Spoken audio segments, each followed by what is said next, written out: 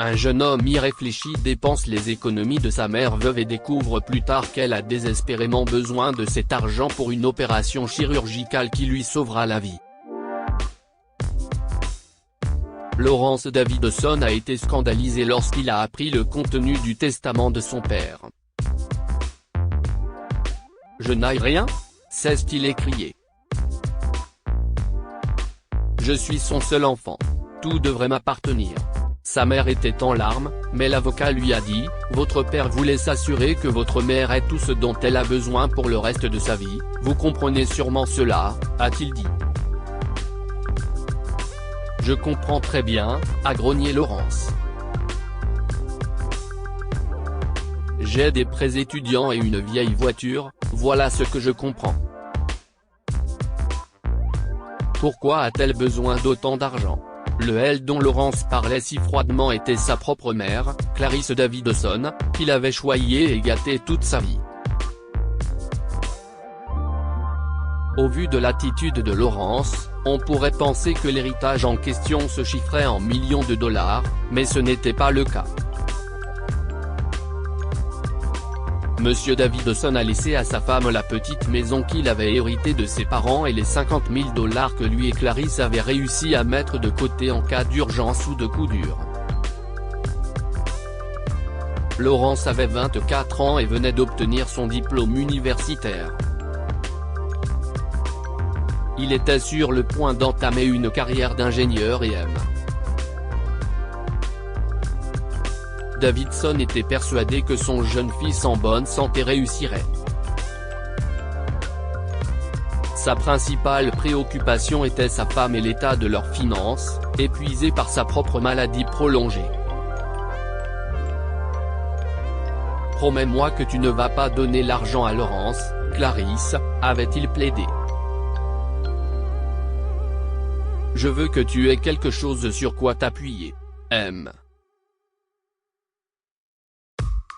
Davidson avait été élevé par des grands-parents qui avaient tout perdu pendant la Grande Dépression, et il ne faisait donc pas confiance aux banques. Il gardait chaque centime qu'il avait économisé dans une tirelire placée au fond de son armoire.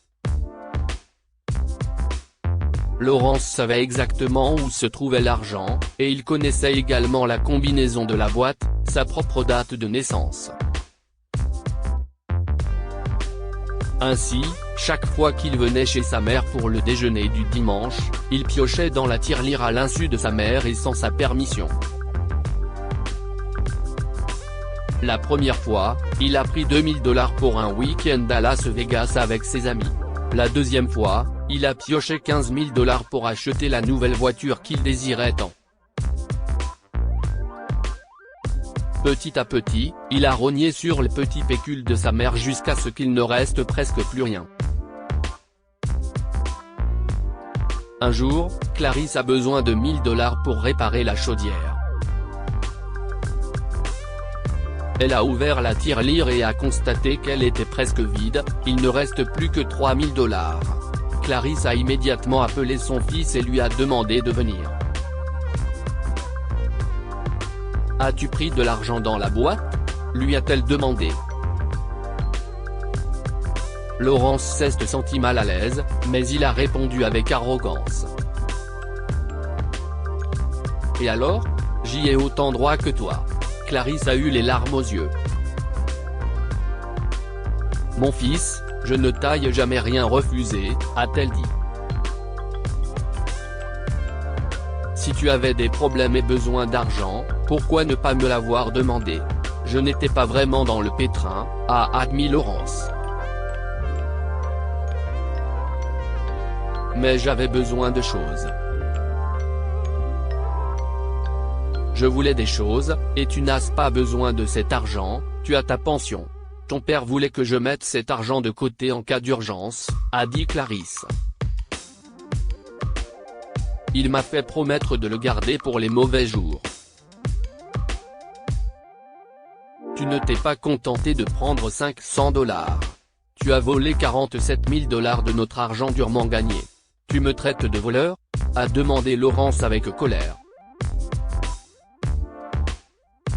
Oui, a répondu Clarisse, les larmes aux yeux. Parce que si est exactement ce que tu es. Tu es venu chez moi mois après mois en souriant et en mangeant ma nourriture, et derrière mon dos, tu as volé le peu que j'avais. Tu n'es qu'un voleur, Laurence, et de la pire espèce. Tu as volé de l'argent à une vieille femme qui t'aimait et te faisait confiance, ta propre chair et ton propre sang. Laurence n'a pas pu affronter la déception qui se lisait sur le visage de sa mère. Il n'a pas supporté d'entendre ces mots terribles qui le qualifiaient de criminel et de fils ingrat et il s'est enfui de la maison. Il n'a pas revu sa mère pendant plus de nombreux mois, jusqu'à ce qu'il croise le fils du médecin de son père lors d'une soirée. Laurence, a dit l'homme. Je suis vraiment désolé pour ta mère. Ma mère ? A demandé Laurence, déconcertée. Que veux-tu dire ? L'opération. Mon père a dit que c'était sa seule chance, mais elle l'a refusé, a dit l'homme. Apparemment, elle n'a pas les moyens de se la payer, mais sans elle, elle ne survivra que quelques mois tout au plus.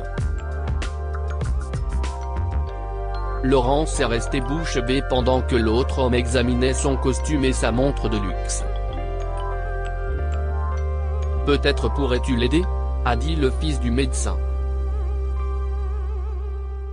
Tu as l'air de bien te débrouiller. Laurence s'est détournée, écarlate de honte. Le costume et la montre avaient été achetés avec l'argent de sa mère, et il n'avait pas d'économie propre. Chaque centime qu'il gagnait, il le dépensait pour rester en contact avec ses riches amis. Le lendemain, Laurence est allée rendre visite à sa mère et a été choquée de voir à quel point elle était maigre et fragile.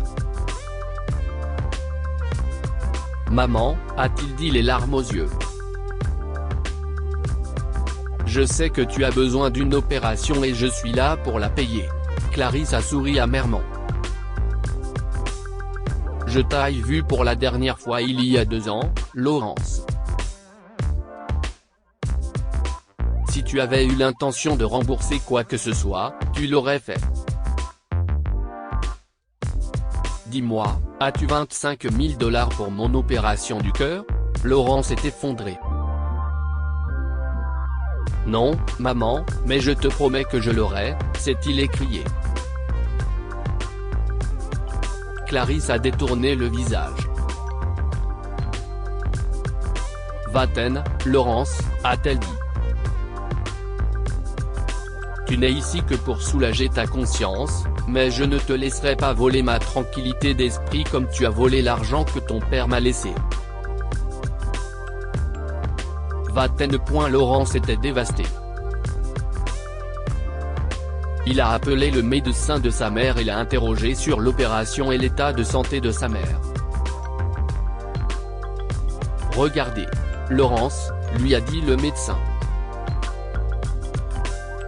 Je ne devrais pas en parler avec vous, mais je crains qu'il n'y ait pas grand-chose d'autre à faire. Elle ne va pas être opérée. L'assurance médicale paiera 80% de l'intervention et des frais d'hospitalisation, mais votre mère n'a pas les 20% restants. Il n'y a aucun moyen de contourner ce problème. S'il vous plaît, docteur, a dit Laurence. Programmez cette opération. Je vous promets que dans 2 mois, j'aurai cet argent. Laurence a vendu sa voiture et sa montre, mais il lui manquait encore 9 000 $. Il a donc trouvé 2 autres emplois, l'un comme concierge dans une tour d'habitation proche de son travail, l'autre dans un petit café en face de son appartement. C'était le pire. Le café appartenait à un vieil homme grincheux qui criait constamment après Laurence, mais le café était très fréquenté et il gagnait beaucoup d'argent grâce au pourboire, surtout le week-end. Petit à petit, il a réuni l'argent et a même demandé à des amis de lui prêter de l'argent. À la fin du délai imparti, il a disposé de la totalité des 25 000 $. Le jour prévu, Laurence est venue à l'hôpital, mais quelques heures plus tard, les médecins lui ont annoncé une mauvaise nouvelle. « Je suis désolé », a dit le médecin à Laurence. « L'état de votre mère s'est gravement détérioré. » Le chirurgien a revu la procédure nécessaire. Laurence a fermé les yeux. « Combien ?» a-t-il demandé à voix basse. « N'importe quoi, je ferai n'importe quoi. Je suis désolé, mais… » Le médecin a secoué la tête. « D'habitude, je ne discute même pas des coûts avec les patients, mais je connais la situation de votre mère et j'ai demandé à la comptabilité de me donner une estimation, vous aurez besoin d'un total de 50 000 $. Le jeune homme a été stupéfait. « 50 000 $, a-t-il soufflé, avant de se ressaisir. « Je trouverai l'argent, d'accord ? D'une manière ou d'une autre, je trouverai l'argent, et vous, vous faites l'opération. » Laurence est sorti de l'hôpital en sanglotant. Il est allé au café et a mis son uniforme. Le vieil homme l'a vu. « Toi, pourquoi pleures-tu ? Mes clients ne veulent pas de larmes dans leur café », a dit le vieux propriétaire du café. Laurence ne pouvait plus. « Ma mère va mourir et si est de ma faute, s'est-il écrié. Même si vous me traitez mal, je l'ai mérité. J'ai pris son argent, et maintenant elle a besoin de 50 000 $ pour une opération et je ne les ai pas. J'ai tué ma mère. » Laurence sanglotait et l'homme âgé l'a entouré d'un bras étonnamment doux. « Écoute, mon garçon, a-t-il dit. Je suis un vieil homme, je connais la vie et j'ai aussi fait des erreurs. Rentre chez toi, dors bien et reviens demain, d'accord ? Tu verras, il y a toujours une solution. » Laurence est donc rentré chez lui, mais il n'a pas bien dormi. En fait, il n'a pas dormi du tout. Le lendemain matin, il est entré dans le café et a vu le propriétaire parler à un autre homme. Laurence. Il l'a salué. Dis bonjour à ton nouveau patron. Laurence est stupéfait. Cet homme possédait ce café depuis plus de 30 ans. L'homme âgé s'est rendu derrière le comptoir et a pris une enveloppe qu'il a glissée dans les mains de Laurence. Tiens, voici ton argent et un petit extra pour avoir supporté un vieil homme, a-t-il dit. Il a ensuite franchi la porte, est monté dans sa voiture et s'en est allé. Le nouveau propriétaire a dit à Laurence, « Je ferme pendant quelques semaines pour faire des travaux, puis je t'appelle, d'accord ?» Lire aussi une vieille mère voit toutes ses économies disparaître et son fils arriver dans une nouvelle voiture. Histoire du jour, un garçon lave des voitures afin de collecter des fonds pour le traitement d'un vieil homme et reçoit un énorme paquet en guise de récompense. Une mère veuve apprend que son fils sort de la maison chaque nuit et qu'il revient un jour avec un sac rempli d'argent. Histoire du jour, Laurence est rentrée chez lui à pied et a ouvert l'enveloppe que l'homme âgé lui avait donnée. À l'intérieur se trouvait une grosse liasse de billets. Il a commencé à compter et il est arrivé à 25 000 $. L'argent était accompagné d'une note. « Mon garçon », disait le mot. « Toi et moi ne sommes pas si différents. J'ai aussi fait des erreurs. Il y a longtemps, mon père était très malade et les médecins disaient qu'une opération pouvait l'aider, mais qu'il pouvait aussi guérir tout seul.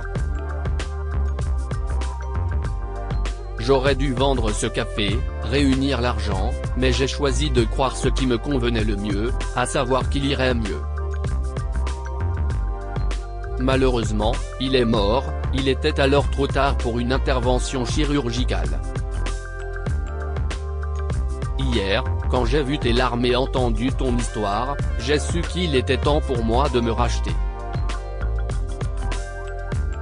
J'ai vendu le café et je veux que tu prennes cet argent et que tu sauves ta mère comme je n'aille pas pu sauver mon père. Grâce à un très vieil ange grincheux, Clarisse a pu être opérée et Laurence a appris une leçon qu'il n'oubliera jamais. Il a remboursé chaque centime qu'il avait prélevé sur les économies de ses parents et est devenu un homme honnête et travailleur. Que pouvons-nous apprendre de cette histoire? Notre famille est notre plus grand trésor et nous devons la chérir. Laurence n'a pas pensé au bien-être de sa mère, mais seulement à ses propres besoins égoïstes, jusqu'à ce qu'il soit presque trop tard. Il n'est jamais trop tard pour réparer ses anciennes erreurs. L'homme âgé du café a compensé sa négligence à l'égard de son propre père en donnant à Laurence l'argent dont il avait besoin pour sauver la vie de sa mère. Partagez cette histoire avec vos amis. Elle pourrait égayer leur journée et les inspirer. Lire aussi, un fils insouciant néglige les efforts de sa mère pour trouver un emploi, jusqu'à ce qu'elle se retrouve aux soins intensifs. Abonnez-vous à Mon Mama sur Google News. Partagez.